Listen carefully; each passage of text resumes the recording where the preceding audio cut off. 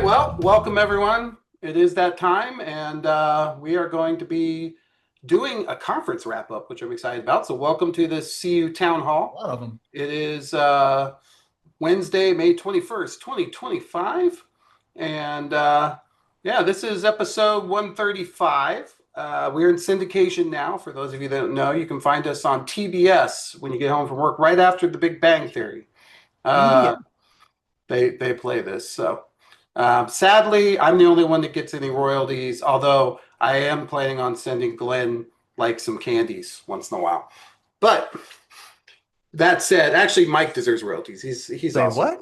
in day one, and Glenn probably deserves a lot more royalties than me. I just want my portfolio back. I saw you. Never ever. Proof of Hey, life. you want me to show everybody what you're keeping in it? Is that what you want? I don't know how that got in there. Okay. So, all right. Well, welcome. My name's John Best. I'm the CEO and co-founder of Best Innovation Group. We like to do innovative things for credit unions. And you can check us out at big-fintech.com. We're right now pretty heavily engaged in mergers and about to wrap one up this month. So that's what I've been doing for a bit. There's a lot of that going on. Yeah. Mergers are like snowflakes, no two are the same. That is And true. so, and they're all special. But we're working our way through it, and it's very exciting. So I know. My two credit unions are merging out here in San Diego, Cal Coast as you and San see, Diego County. also we got Enton Wings. We should talk about that. We should see if we can, these. There's definitely a conversation at some point to be had about this sort of. And it's funny because I remember years ago, Chad Graves and I, when we were on the tech committee back when he was the CTO for Ent, he said, I kind of picture regional credit unions. That's what he thought we're going to get to. And it sounds like he's manifesting his own destiny, if you will.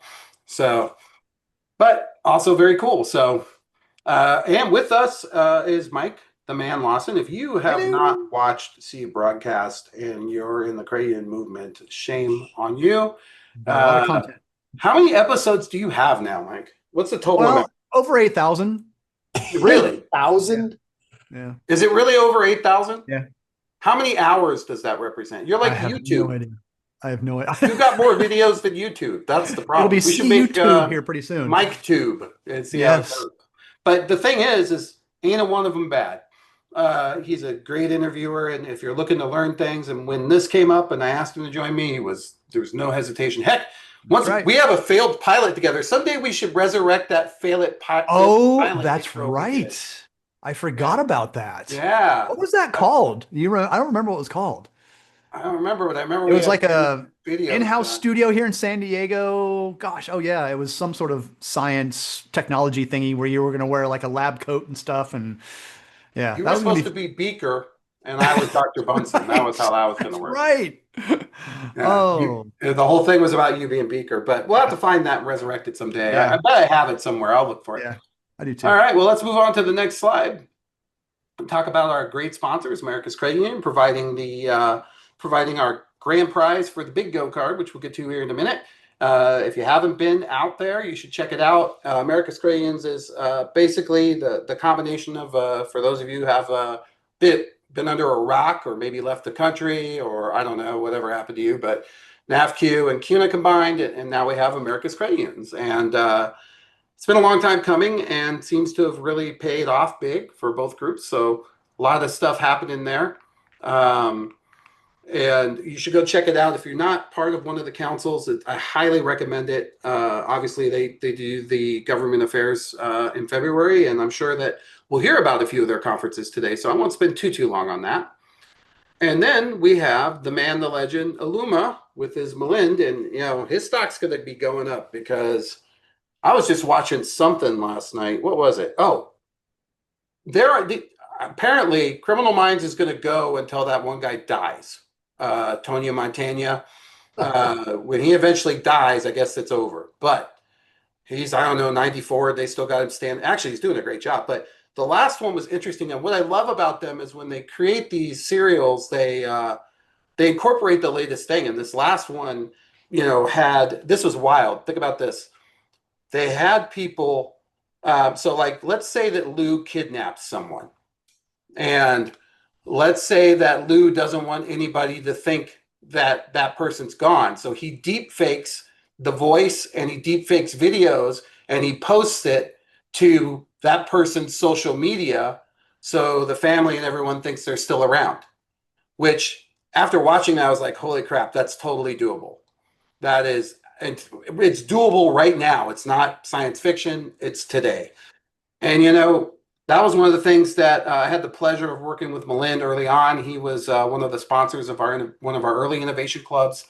And one of the things I said is, hey, one day you're going to have to think about, you're going to have to think about deepfakes. And I was already kind of testing it. And he said, let's try it. And initially I beat him. And what I love about him was that wasn't an ego offset for him. He walked away and went, this is going to be one of our focuses, is to defeat this. And he did.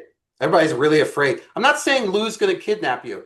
He's no kid. He's not a kid. I just used him as an example because he looked kind of like he might kidnap you. But he's not. He's retired. He's got a lot of time on his hands. I'm just thinking he's not going to kidnap people. That's my 2 cents. But that said, yeah, you could also impersonate yourself on Zoom calls. That's going to be soon too. It's coming. Ooh. So anyways, if you don't have something like Illuma, which is a QSO, one of the leading, they just won the last Finovate, didn't they, Glenn? 2-time winner now, the last 2 in a row. Yeah. Illuma? So Wow. just great stuff and really helps with customer service. I can't say enough good things about them. Check them out. Pretty easy to install. Well worth your time. If you don't have something to get members through that process quicker, you're going to need it shortly because this stuff is coming and it's coming faster than I think anybody ever thought it would. So, all right. Well, let's move on. I know Mike had to go let the dog out. Apparently, I let Mike. I did. I'm back. All right. Hey, Glenn, you were at the last Innovation Club. Why don't you talk about it? It was awesome. I mean, I still can't get over that. I forget what you called the thing that looked like a BlackBerry. The Meshtastic. That you daisy chained and turned into a way that you could actually overcome an outage. And yeah, I think I have it over here. Let me grab it. That was, I mean, that to me, that's part and parcel of what the innovation. I mean, there's a whole bunch of different things that the Innovation Club does, but that's the kind of, I don't know what you want to call it, just pure ideation and just outside the box thinking that I thought was really cool. And then we get into some more kind of tactical stuff in the here and now and solutions that are actually, already commercialized in the marketplace that could be used too. So I found it to be an extremely valuable, 2 days, day and a half? I forget exactly how long. Yeah, it was 2 days. And Glenn, you of course speak at it. And there was a lot to cover. I mean, a lot going on. So in this year, which we'll talk about again, in terms of the conferences, the amount of content that we've got to kind of sort through is pretty remarkable. Well, I think the most important thing was the meeting of the minds, hearing from like Frank from VACU and kind of what they're doing and what they're looking at with mergers.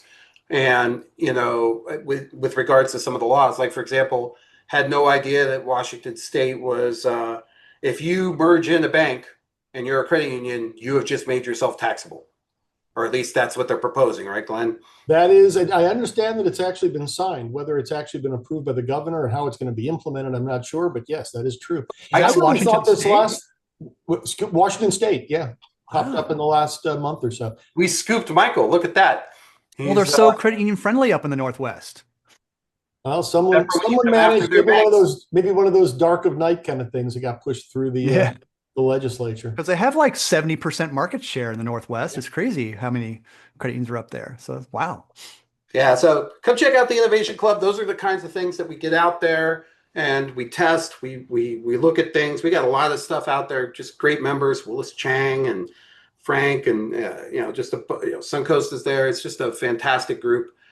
We'd love to have more. So yeah, I thought the last we had a couple of new voices in the room, folks who were really kind of steeped in the development side that I thought brought great new perspectives. I thought so too. Where and when is the next one? Or do we know yet? Their in-person one is coming up. It's not for sure, but it's 90%, I think, in Corning, New York, at Corning Credit Union. Oh, wow. Okay. And everyone will get a free piece of Corningware. I'm shooting for that bowl that my mom always had that you could put on the oven or in the microwave. To make a casserole, yes. Yeah. Yeah. They actually, their credit union, if it's still the same headquarters, is next to the Corning Museum, which is pretty awesome.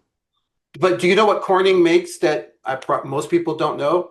I guarantee you, most of you have a piece of Corning right in your hand right now or nearby. I happen to know, and it's coming up as another topic that I don't know if you saw the breaking news. So I did. But let's see if Lou's got it. Lou, you got it? The glass for some cell phones and Gorilla right. Glass was originally they one called of it the trademarks. Gorilla Glass on the iPhone, right? And they just did something. I don't know if you saw the iPhone 16 commercial where it's pretty funny. The guy hands a camera to a tourist or somebody to take him and his wife's picture, and they fumble and drop it. And there's a whole slow-mo moment because, when somebody hands you the phone to take a picture, they're handing you $1,000 device. I know. Everyone's My horrified. instinct is always just to run, but I'm pretty sure they'll catch me.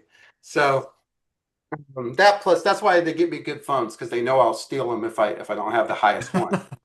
But yeah, so it's pretty cool. Plus, they were high in fiber. They were the ones that developed a lot of our newest fiber. So a lot comes out of there besides dishware. It's always amazing to me when you find out about these American institutions and the Craigens that support them.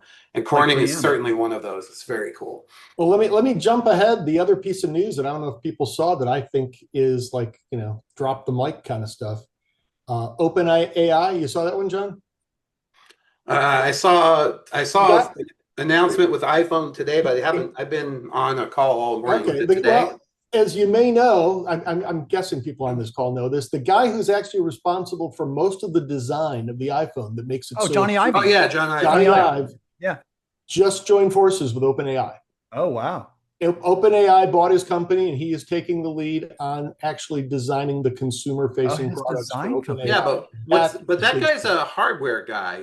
He's like a smooth-edged RAND packaging kind of guy, not so much a UX guy, I don't think. Or is he? Maybe I missed that. I am just laughing because I just got a pop-up saying, it sounds like you may have switched to a different language. Can you confirm you're speaking English? I will confirm I am speaking English. I didn't think I was that obscure. Well, maybe it's Johnny Ive set up. But yeah, that to me is a major development in terms of OpenAI's intentions and a signaling of their intentions of actually moving forward directly into the consumer marketplace. Well, that plus their purchase of Windsurf, which I thought was pretty interesting as well. And I've been loving Windsurf. I am sold. What's that? Oh, if I showed you Windsurf is so cool. Let's save that one for another Mike, why don't we've been threatening to do an episode. Let's do an episode on AI coding, you and I. Okay. Let's get it done like tomorrow. All right, let's keep going. Next slide. Glenn. Card, yes. This couple of things. Couple of I remember updates. now. Yeah, I mean, there was, it was interesting. Jackie made the call that we are now declaring there has been a major fintech IPO. I'll just mention there's a couple of them that are in the works. The one that actually did complete is eToro, if you're familiar with them, an investment app. They are now a public company on NASDAQ. There were two others that were actually in the works. Oh, there we go. Great. Anybody doesn't have a bingo card, please do make one. It's not too late. You get credit for anything that's happened already, and no one's won yet. There's an awfully good prize at stake, although it's all for fun. But the other two IPOs that are in the works, Chime, we've talked about, has filed for an IPO. We'll see how long that one takes. And Klarna is interesting. They had already announced when the market kind of went into turmoil around the tariff announcements that they were going to hold off until the market got a little more stable, because you don't want to be going into a real rocky market when you open up trading in your stock. Well, since then, they've just released their last quarterly earnings, and they were not so great. Their loss doubled, and they're suddenly seeing a lot more delinquencies and non-payments of their buy now, pay later. So I suspect that that's going to push them back even further, because you also don't want to go public on a negative track record of where your current financial trajectory looks like. So I've got to guess they're going to wait at least one more quarter, if not two, to show that they've got that in the works. Probably I would do it closer to Christmas, because that's when everyone uses it. Very well. And if you want to think about it that way, yeah, either do it just before Christmas or just after on the bandwagon, or just after, when they can announce all their great numbers. Yeah. Two others that are kind of real time that popped up, one of which we already had on the watch list, and now we've added another. As you've probably seen, John, I'm sure you're following the Genius Act, which is the regulation on stablecoins. They're talking about getting that to a vote in the near future.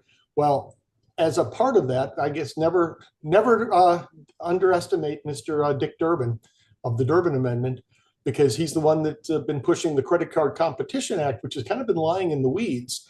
And lo and behold, he has now attached that to the Genius Act. I'm not exactly sure what the mechanics look like if you have no choice, but if you want to vote for the Genius Act, it pushes through the Credit Card Competition Act, which is going to require each card to run over 2 different processors. I mean, networks, it's going to be very convoluted.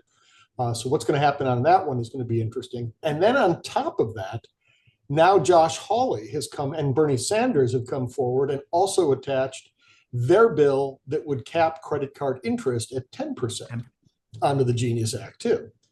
I have a really hard time believing that one's going to go through. But again, what this means over the course of the next week or so, all these exciting moving parts are back to being moving parts we have to watch. So yeah, check out, if you haven't already, like I say, make your bingo card. I've asked Jackie, well, maybe we'll get an update next time, maybe kind of like a leaderboard. I think we've got, I forget how many of these we've checked off that have actually been, kind of met the criteria at this point. There we go. Look at that. 1, 2, 3, 4, 5, 6. Well, I mean, one by one, they're falling. I don't know what the math would be, but clearly nobody's got bingo yet. Nobody's got 5 in a row, but I'm wondering if maybe anybody has 3 or maybe even 4. So we'll do a quick tally on that one in the near future and see where we stand. We continue on. Oh wow, there's even more. There we go. And So wait. conversation, and Lou, you made a really good point. This is not real. I declared at the end of conference season, but it certainly isn't, because as you just said, as we were starting this up, that the League of Credit Unions, formerly Southeast, now including Virginia as well, is having their meeting at the beginning of June. I know they're not alone. There's a few. I think John, you just mentioned. I think also in June is the ETA Transact event too. So there's plenty. Oh, there we go. Louisiana's doing theirs. I still can't figure. It's a little bit further out. They must have gotten an amazing rate to be doing the Defense Credit Union Council's annual meeting in Palm Desert, California at the end of July. It just boggles my mind, but I'm tempted. I'm really tempted to go see that one as well. But anyway, I'll see you there, Glenn. Good. Staying indoors, I hope. Yeah. That's the thing about these conferences. You can have them anywhere because you never go outside. Rarely. But I still think that kind of the big kind of anchor tenants that I think of in the conference season have kind of come and gone at this point, with Finovate having happened. And that was actually a very busy week. There were a few things going on a couple of weeks ago. Yeah, there was a lot. So I thought it was just a good time for us to kind of go back and recap the key themes that we're seeing in this space. And, Mike, Lou, John, you were at GAC, at least for a little while. Where should we start? You want to start with one specific one? Should we do a chronological? And again, this is always intended to be interactive, so everybody else. Oh, for sure. Yeah. Albert, you mentioned you were there, so everybody chime in on as well. I think we go chronologically. I'd start with GAC. Okay. I thought they did a good job. They did more breakout sessions this year, so there's more kind of hardcore content, and obviously with the new administration in place. But when that was happening, for using the better of the metaphors, the less crass ones, the rubber hadn't fully hit the road, or something else hadn't hit the fan. But we didn't really see the extent of where things were heading. It was still at the point of kind of starting to try to sort through what we might be facing. So I'm curious. What we were talking interchange. We were talking, the legislative priorities. The tax exemption was already on the table. That was the biggie at the show. I thought I didn't hear too much interchange there. No. I think interchange had kind of receded into the background when it didn't happen last year. Yeah, but don't talk to the folks about that in Illinois, because they're in the middle of it. I'm fascinated by that, because in theory, that one is supposed to be taking effect on July 1, which we're all of 5 weeks away from at this point. Mm-hmm. I have absolutely no idea how that's possible. So I don't know if people are just counting on either the legislature coming back and fixing it, or the courts putting another hold on it. But it boggles the mind on what that could do if someone seriously says, "Yeah, let's start, exempting tips and taxes, and you figure it out." Yep. Yeah, for my part, I felt like this is one of those years where it was kind of it was up in the air. I'm not sure anybody knew what to expect. not so much because of the America's Crayons or anything. I think it was more about just sort of new incoming administration, lots of immediate upheaval. It felt like, that was starting to percolate around that time. And what I saw was a lot of folks in the halls huddled together, which sometimes means things like mergers and stuff like that, if you know what to look for. So I took pictures of all of them and posted them. I'm just kidding. They're all But merging. yeah, look, that's Ant and Wings. Look at Chad. No, I'm just kidding. I don't know for sure if they met there, but I do think that's another byproduct of this is that there's a lot of good inner discussion in terms of doing business together and things like that. So whether it be mergers or other opportunities, QSOs, I know there's a bunch of that happening. Um, I That old thought, that old expression, "Don't let a good crisis go to waste." I mean, I think the tax exemption issue kind of refocused people and started trying to even go more fundamentally to, okay, what's the credit union difference and how do we actually move forward? yeah, And it and at the looks like time, right now it's looking like we may have dodged that bullet, but I'm not resting on, assuming that yet. well, I agree. Yeah, I not agree. quite out of the woods yet. Yeah, I don't think so either because, I mean, just the fact that the Genius Act, which, you were talking about, I mean, who would have thought that Howley and Bernie would attach their stuff to it, much less Durbin. So, But the and other they one talked too, I about, mean, we've had all this. I mean, the budget haggling is still going on, and you still got these very significant differences between groups. And if you're going to give on some things, it's going to spring holes in others. So you still have that potential of saying, "Oh, here's that $30 billion item that we had sitting on the side that you didn't want. Maybe we dust that one off again." Okay, there's always that last minute risk. yeah, I think that the other one that I thought was interesting that there was some discussion over, and I'm not sure where it is right now, is the whole Illinois interchange thing. Did that get totally squashed finally, or because I know, No, it's still. No, they're in the middle of it. They're in the middle of it. Yeah, it's still sitting out there, and that's where like I say, with 5 weeks to go, something's got to give. Um, yes, I saw Trish. Yes, Durbin is not running, which is a really, and I even speculated at one point. I wasn't sure to read that as, okay, maybe his power goes away and it just vanishes, or is this his kind of parting achievement?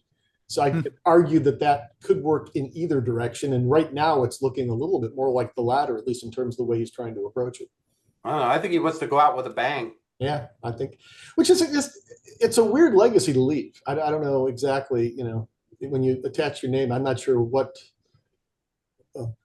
I guess if he wants the retailers to erect a monument to him. I'm sure. Well, the man's never going to pay a nickel at Home Depot ever again or Best Buy. Yeah. But yeah, I think that kind of wraps it up. There wasn't anything. Usually what the super notable stuff comes through Mike. So, Mike, what notable interviews did you do at GAC? Oh, at GAC? Oh gosh. Well, obviously It was a million years ago. I know it feels like it, huh? That was Well, I mean, 8,000 videos ago. Kyle Hopman, Jim Nussel, Alyssa McCarter, Laborde, who is not at Woku anymore. So we had all those folks, and yeah, it was obviously at GAC, you're mainly talking about government regulations, compliance, that type of stuff, as opposed to going to like another conference like a Finovate where you're talking mainly fintech. So that was pretty much the main topics of discussion there. But I mean, the hot topic obviously was the tax exemption thing because it was hot and heavy at that time. And not so much interchange. Last year there was a lot of interchange talk last year, but this year it was people were still whispering about it, but it wasn't that big a deal. So that was my main theme that I got away from GAC. Just all the government stuff going on, and the new administration, what we all have to do, and keeping advocacy, obviously the big deal there. How do we maintain that on a 24/7 scale, not just once a year at GAC? So yeah, those are the main themes that I get at GAC this year. Albert just mentioned the Herb Wegner Award. I love that you do the red carpet treatment there. Oh yeah, that was fun. Yeah, I get to do my Ryan Seacrest impression, so that's always fun. Oh, there it is. Oh my God. Where did you find that, John? Wow. Is that running? That was like the promo or the teaser, right? You're on mute, sir. Yeah, I have it. I have the teaser. I'll put some more up there here soon. Okay. Oh my gosh. Well, that's interesting. So, Albert says the Louisiana Credit League actually got everyone into the same place, a single hotel for everyone. That's an interesting approach. Was it just me? I've never really maybe ventured over there as often. It felt to me like the Marriott Marquis, and maybe that's what you're talking about at the side conversation, Sean. The Marriott Marquis seemed to have a 24-hour buzz going on over there. Yeah, there's more action there than there is in the convention center. Has that always been the case? It just felt even more so this year. Yeah. It's probably a little amplified this year just because of what's going on in DC. And I do know some folks actually took out room. Todd says it's always that way. I guess I just don't wander over there often enough. I think that, I just think there's a lot going on. I think we're in this period of consolidation, obviously, and change. And, if you think about the rate of change just recently, I think that was the first GAC since the PSCU co-op announcement, wasn't it? Not sure. I think it was. And then last year was. resulting Valera. And so, yeah, it's just been a lot. Now, Lou would know that. Lou? Yeah, it was the merger happened before last year's GAC. The new name Valera, the new branding. That's what it was. And coming and having last year, remember, Co-op and PSU still had two different booths, two different exhibits, and two different user conferences as well. Which one were you at? At the PSU one. Gotcha. All right, well, let's move on. What's the next conference in line? Chronologically, I think was your probably the pick. QSO of the big ones. And that was another busy week. That was the week that Valera had theirs also. And I think Financial Brand was going on that same week. Yeah. And that was also, coincidentally, the week of the two firings of board members at the NCUA, which was a very interesting time to be in a group of folks. I mean, it's not exactly headline news for the rest of the world, but it's a pretty earth-shattering one for a very specific group of people. So to be kind of surrounded by those folks was pretty fascinating to me. Yeah, I thought, and there's been more to that story, right? They're suing, right? They are Yeah. suing. I'm not exactly sure how they're going to go about that. And the longer things take, the more I wonder exactly what they're going back to if they were to win. It will be interesting. I did notice Chip Filson, who does a great blog on credit union events, points out that tomorrow is the NCUA board meeting, which is going to be held with one member, one board. Chairman Hopman is the only one. So his question is, Hopefully going to go a lot faster for him than it normally does. I mean, how does that really even work? I'm not really sure how that's going to play out. Talk to Dennis Dollar because he did it. Yeah, I mean, if it's a totally perfunctory, just check the box to make sure that you can approve certain things. But I don't really know. I'm not sure if I'm going to bother dialing in, but I think it's kind of interesting. Good point. Does he second his own motion? Yeah, I'm not exactly sure how that works. Yeah, and the QSO was, in the process, they're under their own, kind of transition as well because their leader had left. They ushered in a new board. They're still on a search for their new CEO. So there's a lot of motion. And Woku, same thing, World Council.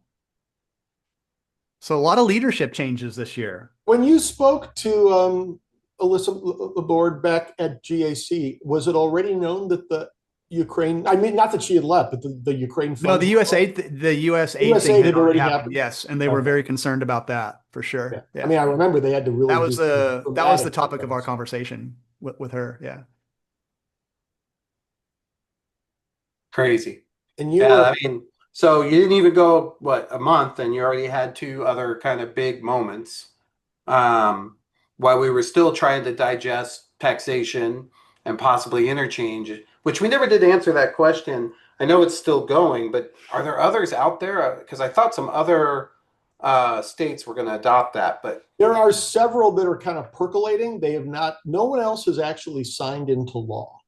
So, and whether the way it's been gummed up in the courts in Illinois may have kind of I think to some extent it woke everybody up. One, I think people realize it's not nearly as simple to implement as it sounds. So everybody kind of maybe took a step back, as well as, the credit unions and the payment providers are not caught flat-footed anymore.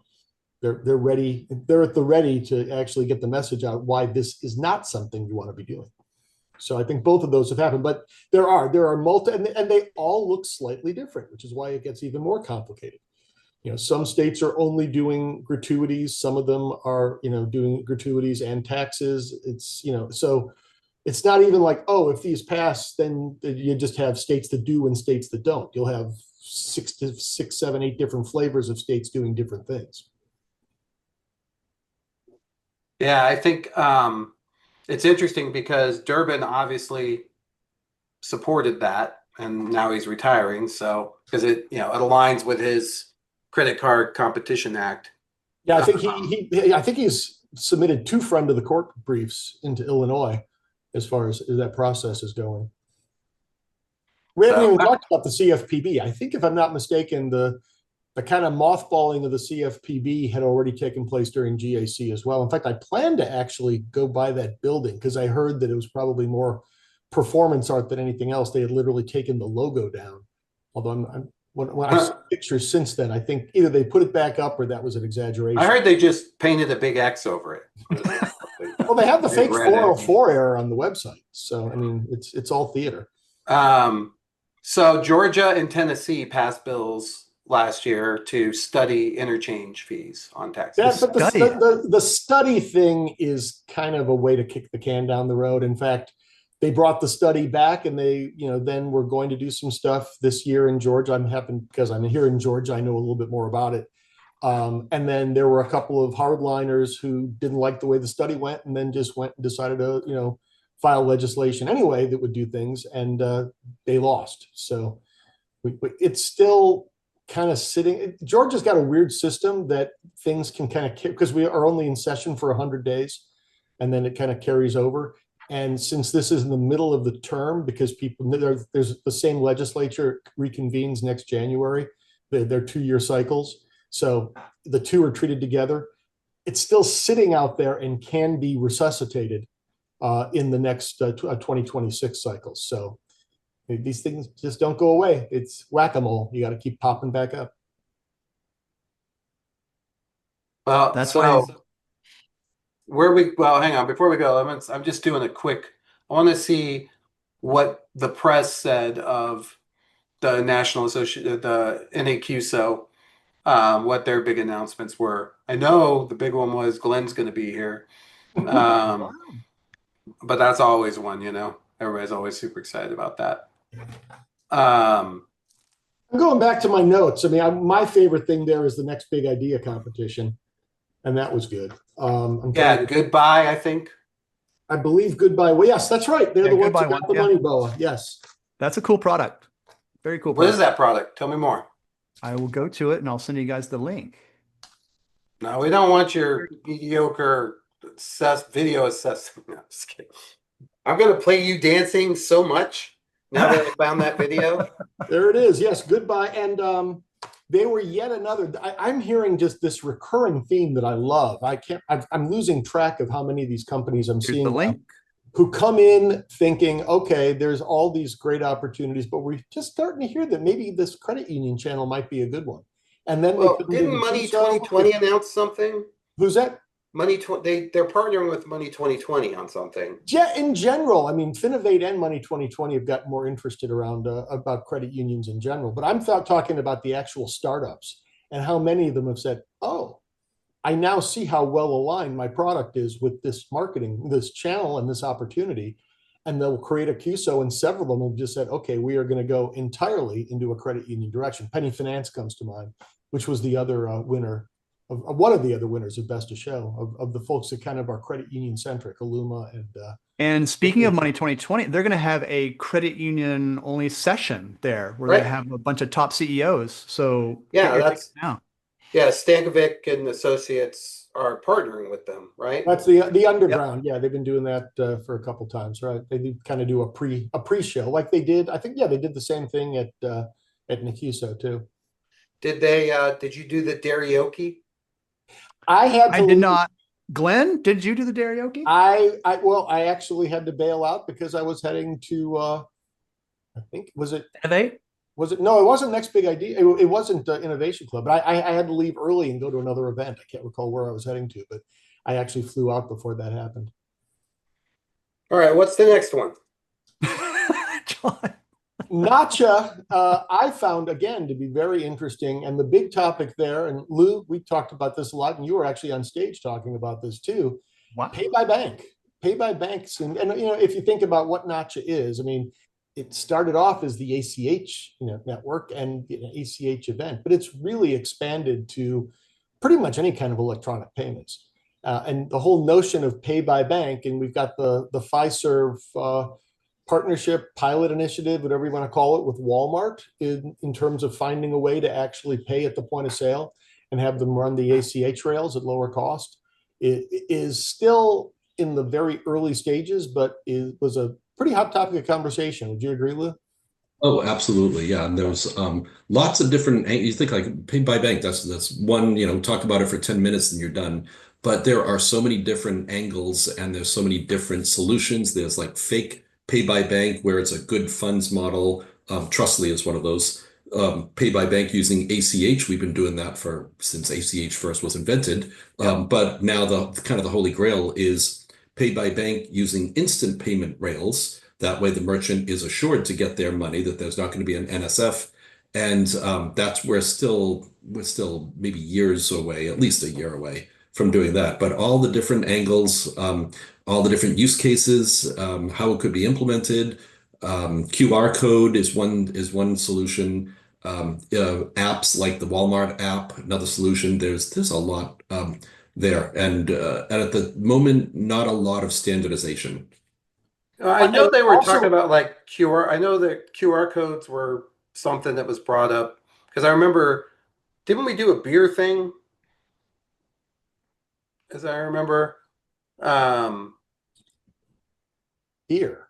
yeah, there were basically real-time payment networks are really pushing the QR codes, and he demonstrated the brewery thing with the QR code, which I've always said that's the easiest implementation because it's just everything has a screen and you have a screen. So now, and I was just curious too. What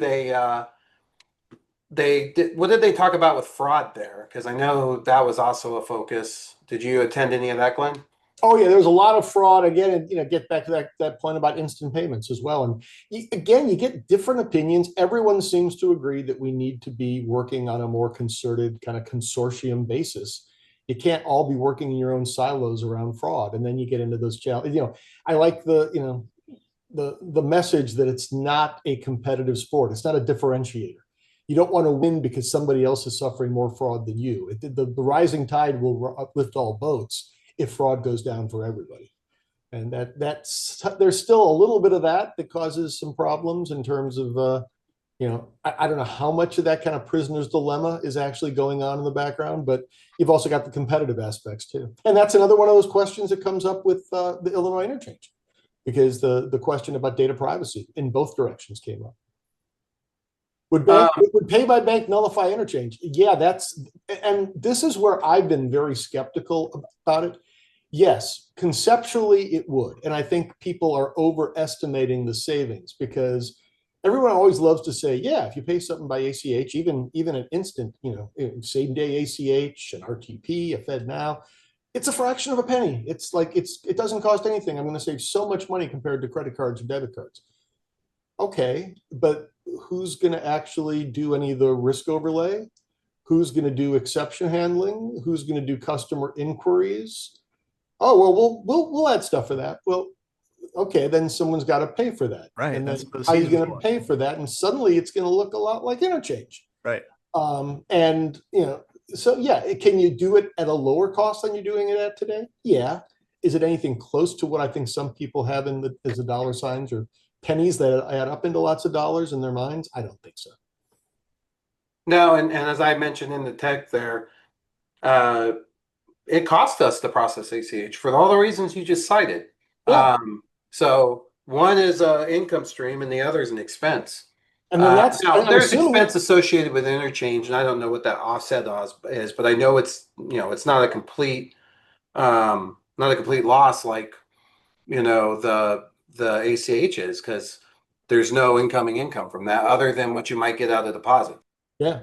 Well, can you just transfer the fee over? Okay, so we're going to nullify or get rid of AC or interchange. Okay, well now with Pay by Bank or ACH, now you can just move that fee over to that. I And so have just been, go and from that- there. That's been my conspiracy theory on this one too. That I always go back to, okay, this may be a great solution for Kroger or Walmart or like a real big box store, but then start talking about the vast majority of smaller players. They're going to need somebody like they have today, like an ISO, that's actually going to provide the service for them. The vast majority of those folks, they don't see the difference between, they don't even see the difference between debit and credit anymore. It's like they just charge a blended rate. Maybe I've that's how always- Walmart eats the tariff charges. Yeah, that's a we could go down a totally different path on that It's one. another They show, can John. offset by doing pay by bank and avoid the interchange And for everything would just wash again out. for Walmart that may make sense, but I very strongly suspect that again you got to have some ISO or something standing in the middle if you want your mom and pop retailer to handle pay by bank. Well, guess what? Okay, we'll just charge you a blended rate, debit, credit, pay by bank. It's all the same. Yeah, I I mean, think I run into that all the time where it's like, we're surcharging you for you using your card. I'm using a debit card. Doesn't matter to me. And I can't really blame them. They are. It truly doesn't matter to them. They well, are and I've paying the same noticed amount. too that in certain situations, especially at Walmart, if it meets the debit, what's the rule? $40 where they don't have to ask for a PIN. Pinless debit. Yeah. Yeah, they could do a pinless debit. Is it 50, 40, 50? Yeah. Yeah, somewhere in there. That's taking. It's always been at Walmart, but it's taken hold elsewhere now, quite a bit. So I've seen in doing some analysis of transactions. The only transactions I ever get to see live anymore are from the mergers, all the stand-in transactions. But I get to see plenty of them, so I get to see what's going on out there. All right. Jeff, What's the point of that? A quicker transaction? What do you mean? The pinless transaction? Oh no, it's cheaper for them. It's not. It's cheaper. doesn't have to run over the rail. There's no signature. Okay. It's a guarantee. It's basically a debit, but you don't make the consumer put the PIN in. And so it still rides the debit rails, but and what they do is they don't even give you a chance to do anything. It just processes. You pop your debit card in and it goes, yeah, baby, I'm out. And you can't press any, buttons to get back to the credit card version of it if you want to. Right. So just Well, spins through. Lou, I'm curious. I mean, one of the things I heard that I think really does make sense. You made the comment that there's not much standardization going on in pay by bank, right down to the branding. I mean, pay by, and somebody made the comment, it is the worst name for a product, and it's not really a product, Right? But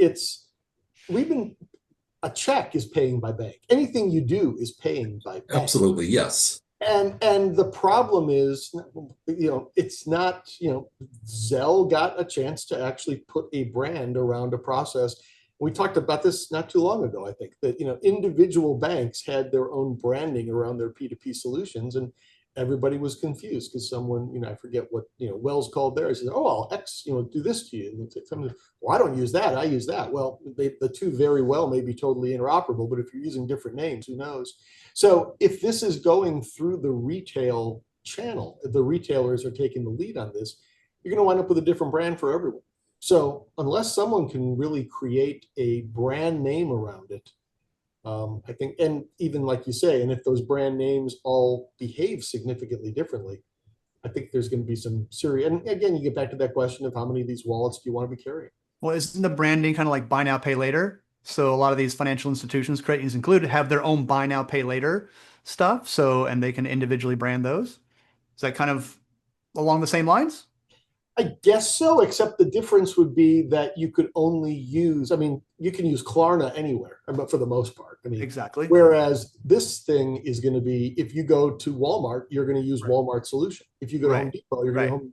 So you're going to have an individual registration process and app for every single retailer you go to. Oh boy. Kind of weird. Potentially, But, I mean, unless we go down the QR code path, and their standardization is being worked on. Don't know if it'll get adopted. That's called X9. It's an ISO standard, and it's a QR code. It is digitally encrypted. It's signed, it's not a sticker that you put on the counter. It's produced for that transaction with that timestamp, and the standardization of it would be when you don't snap the picture of it with your camera. You open up your mobile banking app. And then from there, there'll be a new function. That's where maybe the branding comes in, which is pay using the pay by QR code or whatever it's going to be called. And that would allow not having a different registration for each merchant. That's one avenue that's being worked. It does. It has taken hold in Pix in Brazil. Will U.S. consumers adopt it? We've had plenty of things that have gone by the wayside, like what was the merchant exchange, the MCX? MCX. Yeah, and this one plenty of, and the ISIS app and things like that that didn't take hold. So we'll see if that works. The ISIS app was a branding issue in a way. Well, yes, that was. But maybe there doesn't need to be a brand. So if Walmart, here's my favorite, Scan and Go, Sam's Club Scan and Go. Which I do use a lot. If you can only put in credit cards and debit cards, only PAN. So if they now said, "Hey, we're now giving you a bonus points if you type in your account number and routing number as a way to pay, and every time you choose that way, then we'll give you 10 cents in Sam's Club bucks or whatever." It doesn't need it doesn't need to have a separate brand. It's just a new function with a reward, something to dangle in front of me to do that. And I thought, I don't think it was your session, but there was one of the sessions where the devil's advocate question came up from the audience very quickly. It's like, why would a consumer want to do this? And I think you just hit on it, is the consumer will want to do it if they're given an incentive to do it. I mean, if they're indifferent, why on earth would you go to extra effort if you're already conditioned to use your debit or credit card, especially if you're getting rewards on your debit? So it better be higher rewards than you're getting on your existing payment mechanism. And Sam's Club's an interesting case because, kind of psychographically, by definition, if you go to Sam's Club, you're a discount shopper, right? So obviously you're going to react well to an opportunity to get additional discount. Get a further discount. But how does that compare or compete, Lou, with something like Toast, right? Like, from what Toast is very interesting to me. I'm seeing more and more implementations of it. I really like it when I see it. Anybody, you know what Toast is, Mike? No, it's not bread you put in. I had peanut butter toast for breakfast this morning. Yeah, it's on the receipt. There's a QR code and there's an app, and I think the biggest one company is, maybe it's not. The one I see a lot here is Toast. Go ahead.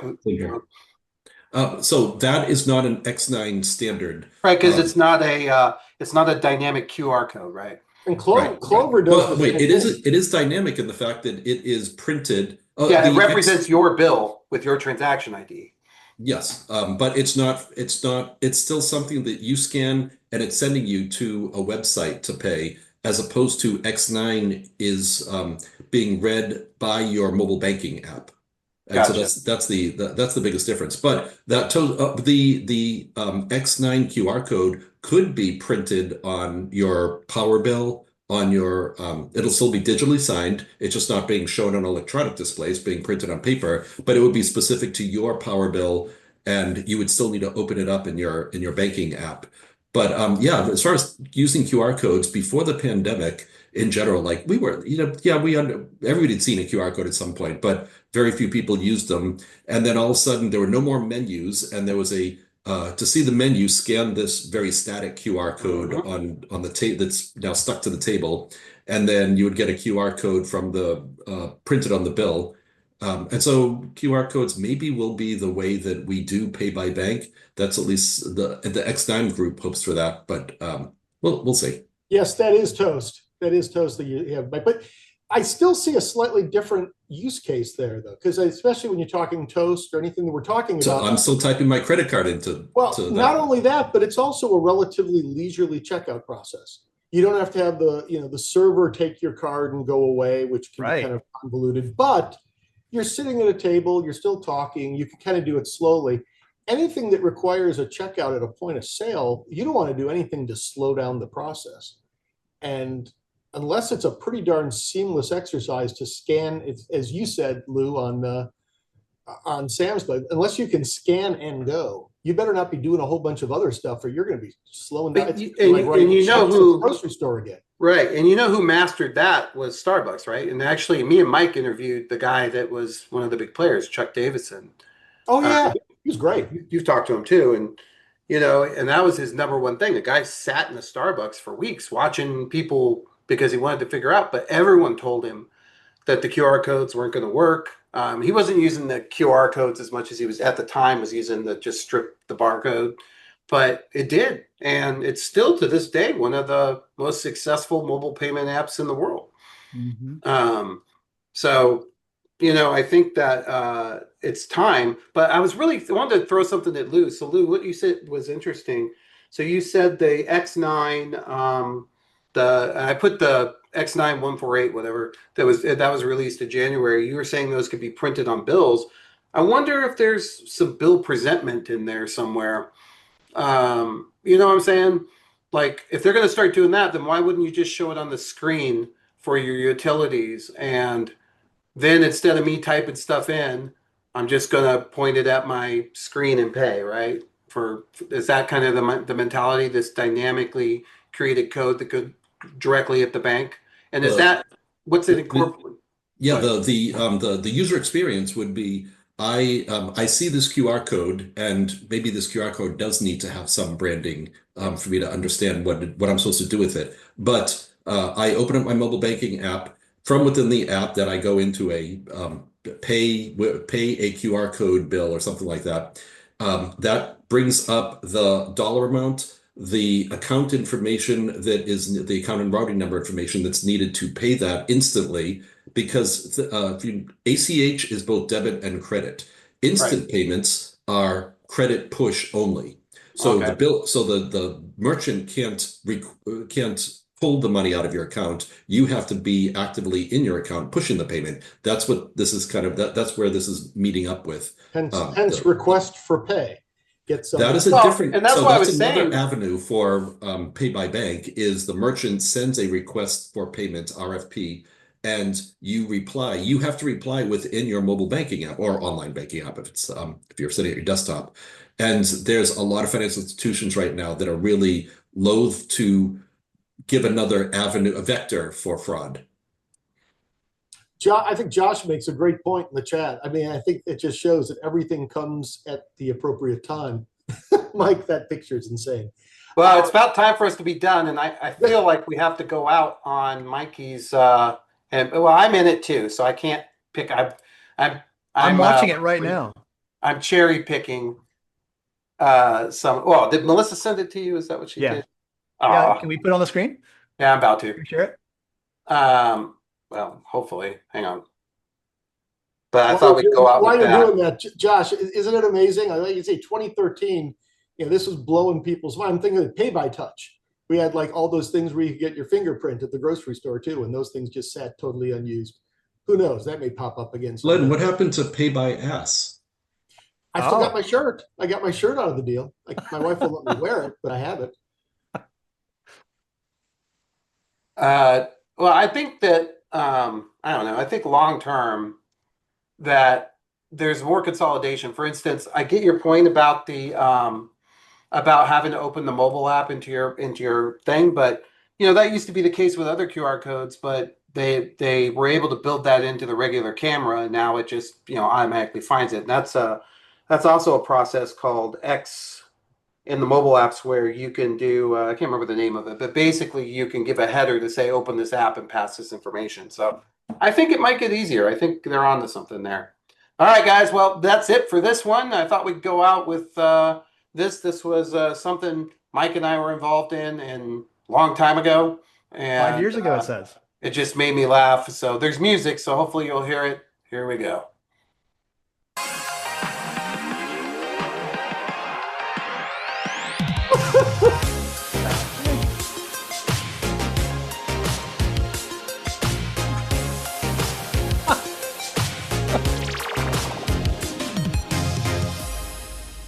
Oh, hey, Mike Lawson here, welcoming you to a new show on a new set called FinTech Today. And for those of you looking for us online, that would be fintechtoday.tv. So the story behind all this is Best Innovation Group John Best and I got together. And Hey, same picture I'm using today.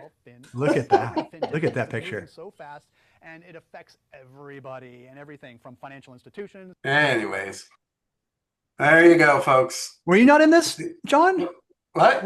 Because I remember you were there a couple of times when we were Yeah, kind of I scoping out mean, the. I didn't. They didn't AI me into the mad scientist there. I was there with you, Okay. but you came by and shot that. I was supposed to come by later, but Oh, that's right. remember that's you right. were like you were upset that you were like because initially they put the names in alphabetical order, and so That's my picture came up first, and Mike refused to come Yeah, I in. had to talk to my agent about that. Yeah, You it's know, a contract whole thing. negotiations. Oh, it was awful. Yeah, got the lawyers involved. And yeah, Mike's really kind of a and it Very just very diva of me to do that. Yeah, very diva of you. But yeah, one day maybe That was we should do that again sometime. we should. Yeah, a little reprise. This Yeah, for time I sure. want Glenn and Lou in it. Oh, we gotta have them. Well, Have I'm to. definitely last in alphabetical order. So be We'll have Glenn do karaoke, and we'll go from there. Well, thank you, everyone. That's good. Thank you for joining us, and always a pleasure. Thanks, sure Melinda. is. Talk to you guys soon. Good one, guys. Well done. Take care.